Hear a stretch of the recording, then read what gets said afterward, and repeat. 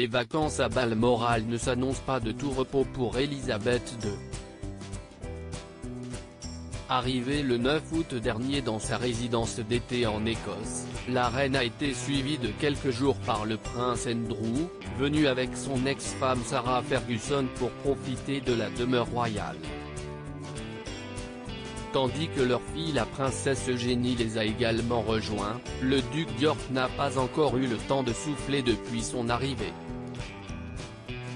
Et pour cause, visé par une plainte pour abus sexuels déposée par Virginia Giuffre à New York, il travaille longuement avec des conseillers d'Elisabeth II pour constituer sa défense, et répondre aux accusations de la mère de famille désormais âgée de 38 ans.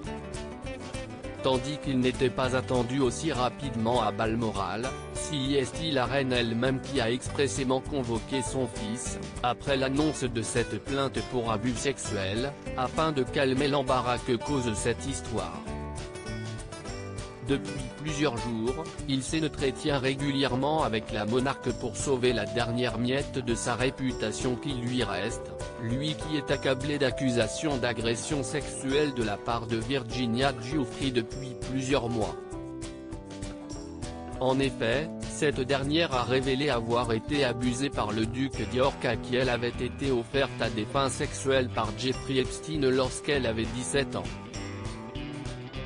Le duc est en pourparlers, à la fois avec la reine et ses conseillers, y compris son ex-femme qui, il est juste de dire, est sa plus proche confidente, a ainsi confié une source à The Mirror. Le prince Andrew bénéficie-t-il de l'immunité diplomatique ?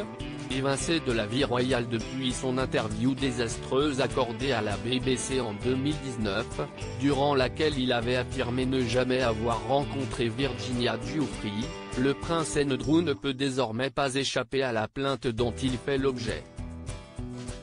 Ou presque.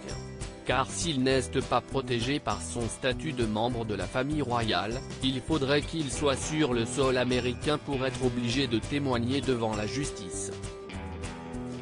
Ce qui serait une catastrophe pour lui. S'il choisit de se battre et de témoigner, ses propos pourraient être rendus publics. Mais s'il choisit le silence, il pourrait être reconnu coupable par contumace, ce qui serait un désastre pour son image, a ainsi fait savoir une source, tandis que le duc d'York échappe également à l'extradition, puisque cette affaire a été portée au civil, et non au pénal.